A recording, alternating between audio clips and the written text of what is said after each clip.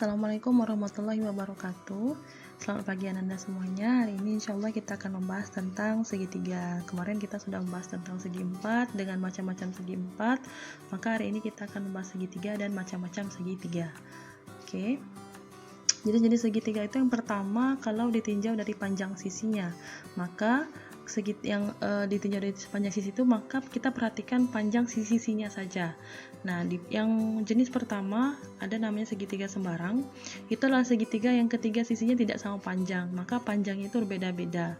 Kalau misalnya dalam soal nanti diketahui, misal panjang sisi yang di samping sini adalah 5 cm, yang bawah adalah 8 cm, yang samping ini adalah 9 cm, maka dia termasuk dalam segitiga sembarang karena panjangnya berbeda semua.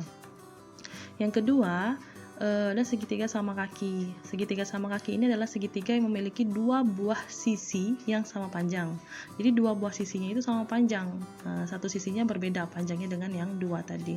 Biasanya ditandai dengan tanda garis seperti ini. Ini artinya sisinya sama panjang.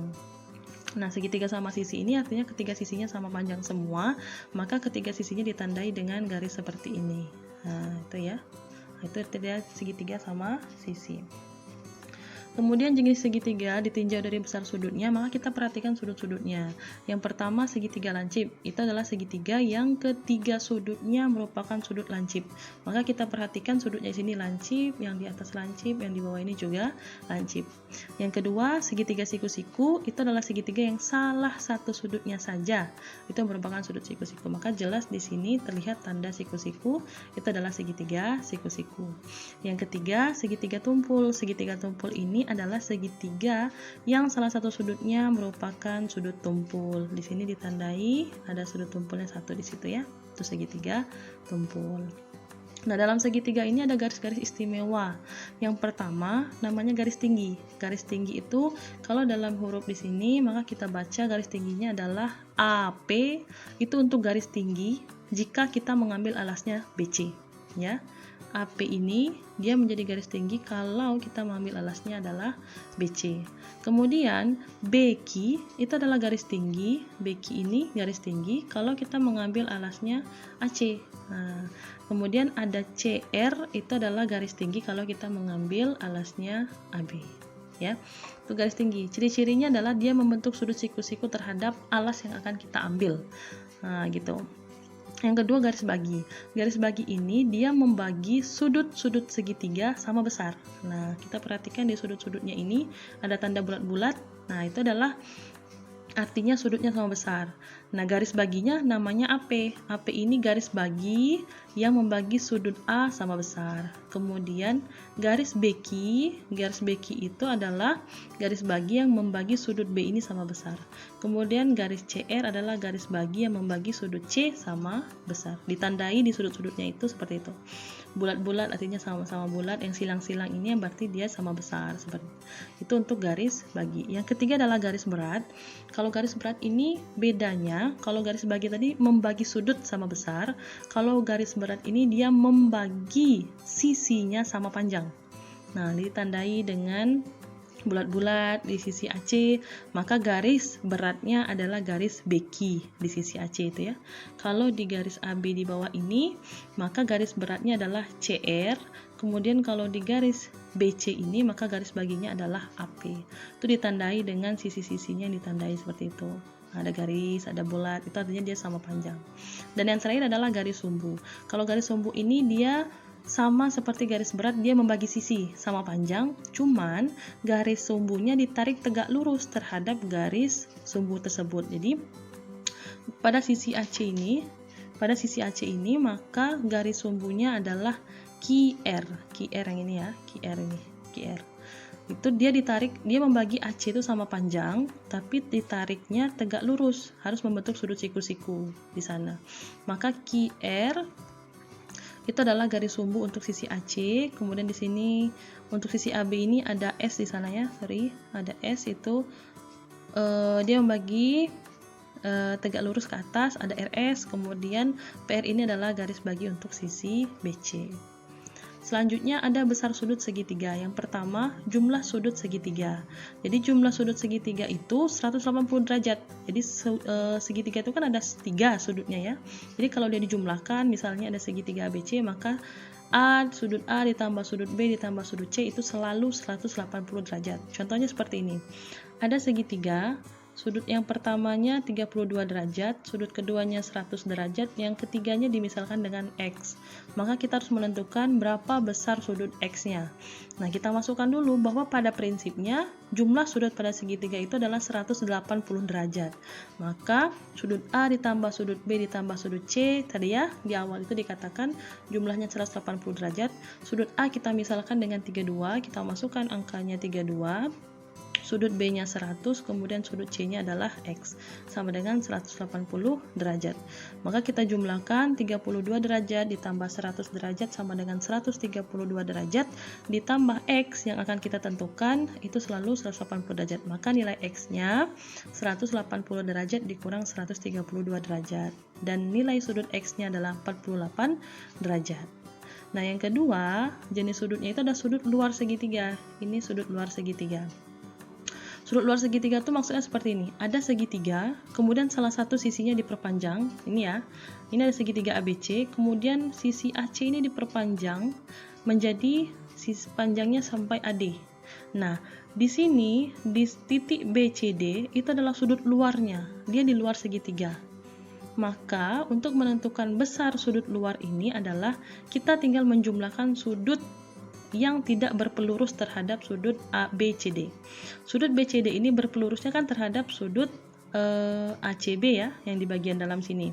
Ini bagian dalam, ini dia berpelurus dengan sudut luar. Maka untuk menentukan sudut luar ini tinggal kita menjumlahkan sudut yang tidak berpelurus tadi. Yang tidak berpelurus kan adalah sudut A dan sudut B ya. Maka sudut A dan sudut B ini kita jumlahkan, itulah besar sudut luar segitiga gitu. Kemudian ada keliling dan luas segitiga. Keliling segitiga jelas ya, yang namanya keliling itu tinggal menjumlahkan setiap panjang sisi. Jika ada segitiga panjangnya A, B, dan C, maka kelilingnya tinggal kita menjumlahkan A ditambah B ditambah C. Kemudian ada luas segitiga. Luas segitiga ini ada 2 jenis. Pertama, kalau luas segitiga ini berdasarkan alas dan tingginya, maka kita masukkan rumus luasnya adalah setengah alas kali tinggi. Tapi kalau luas segitiga itu berdasarkan panjang sisi, dia tidak diketahui alas dan tingginya, tapi ketiga sisinya itu ada panjangnya, maka kita menghitung kelilingnya kayak seperti di atas ini ya. Keliling itu kan A tambah B tambah C, maka ada nilai S yang rumusnya itu adalah setengah dari keliling. Maka S ini untuk menentukan rumus luas, luasnya sama dengan ini ya. Luas sama dengan akar dari S dikali S min A dikali S min B dikali S min C. Kita perhatikan contohnya. Pertama, perhatikan gambar ini. Tentukan luas segitiga berikut. Jika pada gambar itu, ini ya, dia ada alas, kemudian ada tinggi. Tinggi itu prinsipnya selalu membentuk sudut siku-siku. Maka bisa menentukan luasnya pakai rumus luas sama dengan setengah kali alas kali tinggi. Jadi kita masukkan angkanya. Alasnya 11, tingginya 12. Nih, alasnya 11, tingginya 12, maka kita kalikan 11 kali 12 adalah 132 cm persegi, setengah dari 132 itu adalah 66 cm persegi, maka nilai luas segitiga tersebut adalah 66 cm persegi. Ini kalau kita lihat gambarnya dia punya alas, punya tinggi, maka kita pakai rumus luas sama dengan setengah alas kali tinggi. Nah, kalau misalnya seperti di sini, dia hanya terdiri dari panjang sisi ketiga segitiganya, ketiga sisi segitiga tersebut. Di sini ada panjangnya 10, di bawah 24, dan ke sampingnya adalah 26. Maka kita menggunakan rumus yang jenis kedua, gitu ya. Jadi kita harus menentukan kelilingnya dulu. Kelilingnya adalah kita menjumlahkan seluruhnya. Ini 10 ditambah 24 ditambah 26 adalah 60, maka S ini adalah setengah dari keliling. Kita masukkan nilai S-nya adalah setengah kali kelilingnya 60, maka nilai S-nya adalah 30 gitu. Baru kita bisa menghitung luas pakai rumus akar dari S dikali S min A dikali S min B dikali S min C di sini. Ya. Di sini ada rumus luasnya, maka kita masukkan nilai S-nya adalah 30. 30 dikali S min A berarti 30 dikurang A-nya 10. Ini A-nya 10. Ini A, ini B, ini C. Ya, jadi kita tentukan dulu A, B, C-nya apa. Sudah ditentukan, baru kita masukkan nilai A-nya 10, B-nya 24, dan C-nya 26. Seperti itu. Nah, kita kurangkan 30 dikali, kalau kali dengan kurang, tapi kurangnya dalam kurung, maka kita selesaikan dulu yang di dalam kurung. 30 dikurang 10 sama dengan 20, 30 dikurang 24, 6, 30 dikurang 26 adalah 4. Maka kita kalikan di sini 30 kali 20 kali 6 kali 4. Karena dia ada akar di sini, agar kita memudahkan menghitung akar, kalau kita kalikan kan ini angkanya jadi puluh ribuan gitu ya. Jadi kita pecahkan dulu angka 30 menjadi 5 kali 6, angka 20 jadi 5 kali 4. Nah, angka 6 dan 4 ini tidak usah diapa-apakan lagi, tetap 6 kali 4 saja. Nah, kenapa kita buat 30-nya dipecah menjadi 5 kali 6, kemudian 20-nya dirubah menjadi 5 kali 4? Karena pada prinsipnya akar dari bilangan yang dikuadratkan seperti di sini ya, akar dari bilangan yang dikuadratkan itu nanti bisa menjadi bilangan itu sendiri. Nah, di sini 5-nya kan ada 2 nih, 5 dengan 5. Ini kan ada 2, maka jadi 5 kuadrat. Kemudian 6 dengan 6 jadi 6 kuadrat, 4 dengan 4 di sini jadi 4 kuadrat. Nah, akar dari 5 kuadrat dikali 6 kuadrat dikali 4 kuadrat, tinggal kita hilangkan saja akar dan pangkat 2-nya. Jadi tinggal 5 kali 6 kali 4. Hasilnya adalah 120 cm persegi. Nah, itulah menentukan luas. Ada 2 jenis. Yang pertama kalau dia diketahui alas dan tinggi, yang kedua kalau dia diketahui 3 panjang sisi pada segitiga tersebut. Nah, itulah materi kita hari ini. Semoga antum memahaminya. Jika memang masih ada yang belum dipahami, boleh japri Ustazah. Ustazah akhiri. Assalamualaikum warahmatullahi wabarakatuh.